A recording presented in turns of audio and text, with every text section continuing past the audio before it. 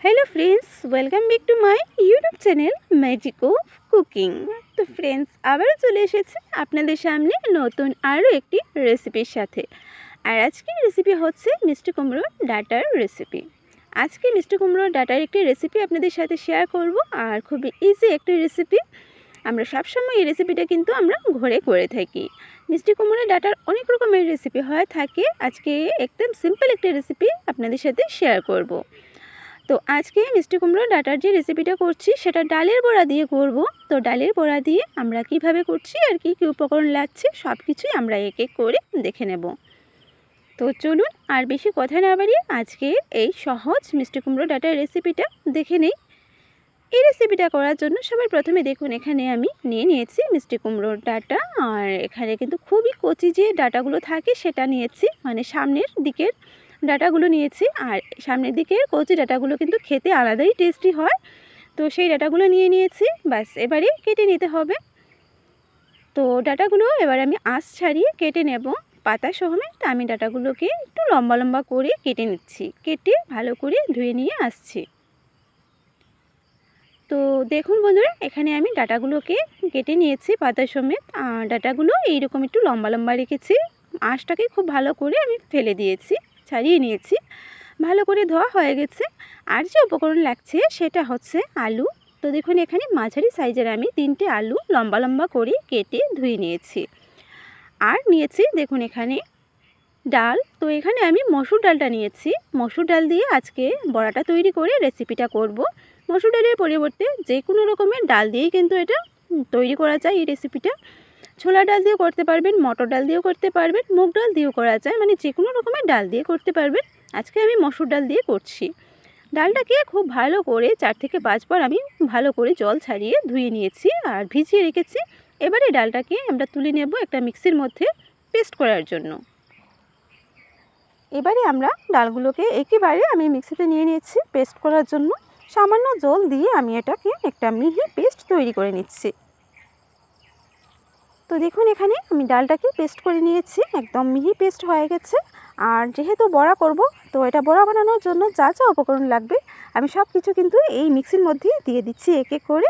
আলাদাভাবে আমি আর অন্য কোনো পাত্রে নিচ্ছি না, পাত্রে নিয়ে অ্যাড করছি না, এখানেই সব কিছু অ্যাড করে নেব। পরিমাণ মতো নুন আর হলুদের গুঁড়ো দিয়ে দিলাম, সামান্য লঙ্কা গুঁড়ো দিচ্ছি, আর দিয়ে দেব এখানে কালো জিরে। তো সবার প্রথমে এগুলোকে ভালো করে মিশিয়ে নেব, তারপরে এখানে কালো জিরেটা দিয়ে দেব। কালো জিরেটা স্মেলের জন্য দিচ্ছি। তো খুব ভালো করে প্রথমে মিশিয়ে নিচ্ছি এগুলোকে, আর মিশিয়ে একটু সময় নিয়ে এটাকে ফেটিয়ে নিতে হবে। ফেটালে পরে বড়াগুলো খুব সুন্দরভাবে ফুলে ভাজা করার সময় আর খেতেও কিন্তু ভালো লাগে। তো দেখুন আমি মশলাগুলোকে খুব ভালো করে কিন্তু মিশিয়ে নিয়েছি, সব কিছু মেশানো হয়ে গেছে ভালোভাবে। এবারে এখানে দিয়ে দিচ্ছি কালো জিরেটা। কালো জিরে দিয়ে আবারও ভালো করে মিশিয়ে নেব। সবাই প্রথমে বড়াগুলোকে ভেজে নেব। তো বড়াগুলো ভাজার জন্য আমি অন্যদিকে গ্যাস অন করে একটা কড়াই বসিয়ে দিয়েছি। কড়াইটাকে গরম করে এবারে দিয়ে দেব সর্ষের তেল। রান্নাটা আমি সর্ষের তেলেই করছি, আপনারা চাইলে সাদা তেলেও করতে পারেন। তেলটা যখন খুব ভালো করে গরম হয়ে যাবে তখন আমরা এখানে এক এক করে বড়াগুলোকে দিয়ে ভেজে নেব। প্রথমে কড়াই চারিপাশে আমি তেলটাকে ভালো করে লাগিয়ে নিলাম। এবারে আমরা এক এক করে বড়াগুলোকে ভেজে নেব। আমি একটু চামচ দিয়ে অল্প অল্প করে বড়াগুলোকে দিয়ে দিচ্ছি তেলের মধ্যে ভাজার জন্য।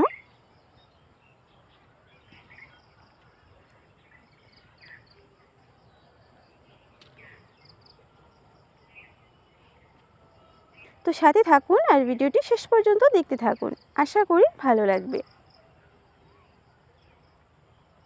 তো প্রথমবারে কিন্তু আমি বেশ কয়েকটা একসাথে ভেজে নেব। মসুর ডালের বড়া ভাজতে তো খুব একটা বেশি প্রবলেম হয় না, খুবই সহজ, মানে খুবই ইজিলি আমরা এটাকে ভেজে নিতে পারি। গ্যাসের আঁচটাকে লোতে করে দিয়েছি, লোতে করে এবার এটাকে ভেজে নেব দু পিঠটা ভালো করে লাল করে।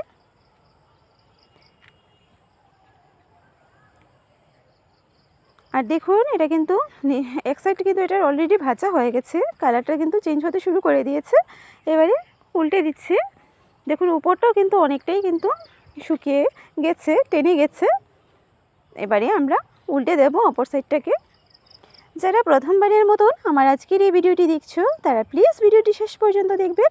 ভালো লাগলে লাইক করবেন, শেয়ার করবেন, সাবস্ক্রাইব করে পাশে বেল আইকনটিতে ক্লিক করে দেবেন যাতে আমার চ্যানেলে আপলোড করা ভিডিওগুলো সবার আগে আপনাদের কাছে পৌঁছে যেতে পারে। আর কমেন্টের মাধ্যমে জানাবেন যে কেমন হয়েছে আমার আজকের এই রেসিপিটা।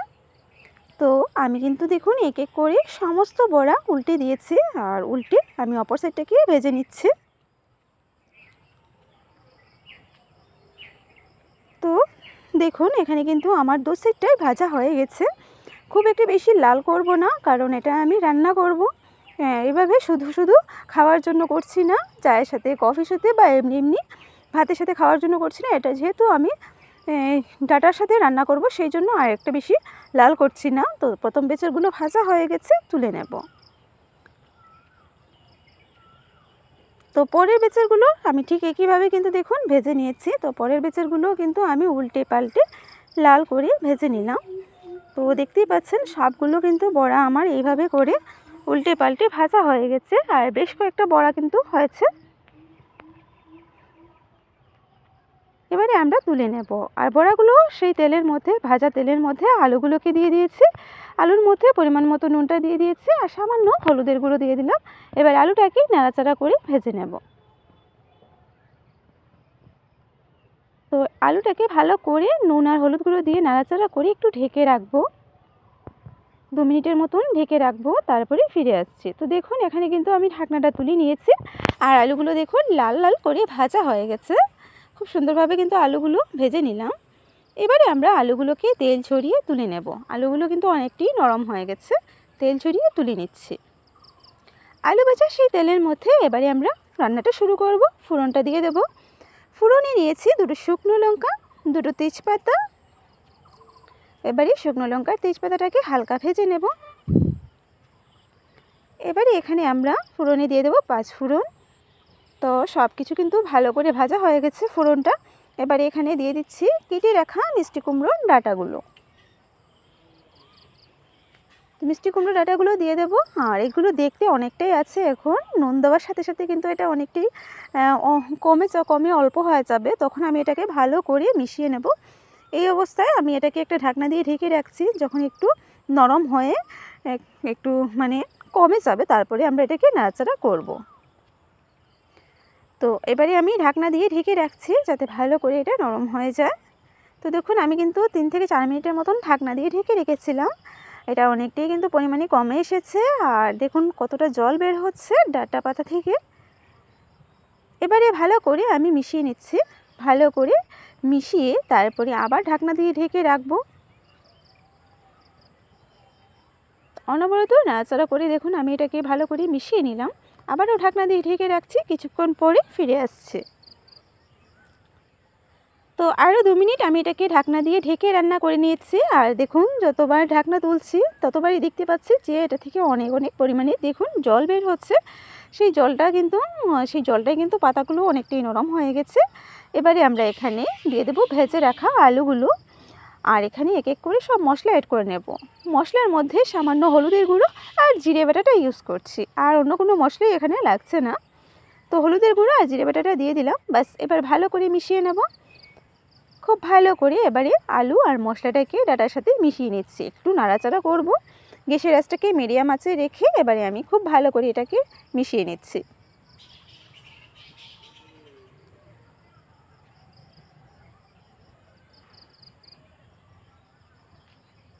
তো দেখুন মশলাটা কিন্তু খুব ভালো করে আমি ডাঁটার সাথে মিশিয়ে নিয়েছি। ভালো করে মশলাটা মিশে গেছে। আর এখানে আমি কিন্তু লঙ্কা গুঁড়ো তো ইউজ করছি না, আপনারা চাইলে সামান্য লঙ্কা গুঁড়ো দিয়ে দিতে পারেন। আমি এখানে কাঁচা লঙ্কা দেব, বেশ পরিমাণে একটু বাড়িয়ে দেব যেহেতু আমি লঙ্কা গুঁড়ো ইউজ করছি না। তো এখানে বেশ কয়টা কাঁচা পাকা লঙ্কা আমি মাছ বরাবর চিড়িয়ে দিয়ে দিয়েছি। আর এবারে দিয়ে দেব পরিমাণ মতো জল। জলটা দিয়ে আমি ফাইনালি এটাকে ঢাকনা দিয়ে ঢেকে রাখবো। খুব ভালো করে যখন এটা রান্না হয়ে যাবে, ঝোলটা যখন খুব ভালো করে ফুটে আসবে, তারপরে আমরা ঢাকনাটা তুলে আপনাদেরকে দেখাচ্ছি। খুব ভালো করে এবার এটাকে রান্না করতে হবে। ঢাকনা দিয়ে ঢেকে আমি 5 মিনিটের মতো রাখছি। 5 মিনিট পরে ফিরে আসছি। তো দেখুন বন্ধুরা এখানে কিন্তু আমি পুরোপুরি 5 মিনিট পরে ফিরে এসেছি। আর 5 মিনিটে দেখুন ডাঁটা পাতা সব কিছুই কিন্তু খুব ভালো করে নরম হয়ে গেছে। এবারে আমরা এখানে ভেজে রাখা ডালের বড়াগুলোকে দিয়ে দেব। তো ভেজে রাখা মসুর ডালের বড়াগুলোকে আমি দিয়ে দিচ্ছি। আর এখানে যে ঝোলের পরিমাণটা দেখতে পাচ্ছেন সেটা কিন্তু একদমই থাকবে না, যেহেতু এখানে ডালের বড়া পড়ছে। আর ডালের বড়া কিন্তু খুব তাড়াতাড়ি ঝোল শুষে নেয়, তো ঝোলটাকে খুব ভালো করে কিন্তু ডালের বড়া শুষে নেবে। সেই কারণে এই অবস্থায় আমি ডালের বড়াগুলোকে দিয়ে দিচ্ছি। আর ডালের বড়াগুলো দিয়ে আরও কিছুক্ষণ এটাকে রান্না করতে হবে, আরও 2 থেকে 3 মিনিটের মতন রান্না করব ভালো করে ঢাকনা দিয়ে। আরও 2 থেকে 3 মিনিটের জন্য ঢাকনা দিয়ে ঢেকে রান্নাটা করে তারপরে আমি ফাইনালি আপনাদেরকে দেখাচ্ছি।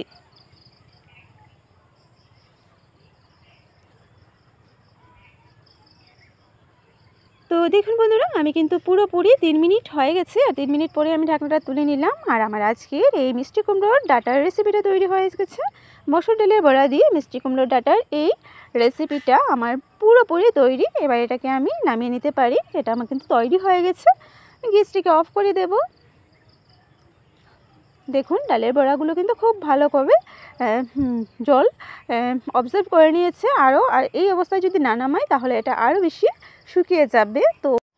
তো যেহেতু তৈরি হয়ে গেলে আমার আজকের এই রেসিপিটা, তো আজকে আমার মিষ্টি কুমড়ো ডাঁটার রেসিপিটা কেমন হয়েছে কমেন্ট করে অবশ্যই জানাবেন। ভালো লাগলে লাইক শেয়ার সাবস্ক্রাইব করে পাশে থাকবেন। আবারও চলে আসবো আপনাদের সামনে এইরকম নতুন নতুন রেসিপির সাথে। তো মিষ্টি কুমড়ো ডাঁটা দিয়ে মসুর ডালের বড়ার এই রেসিপিটা আমাকে অবশ্যই কমেন্টের মাধ্যমে জানাবেন কেমন হয়েছে।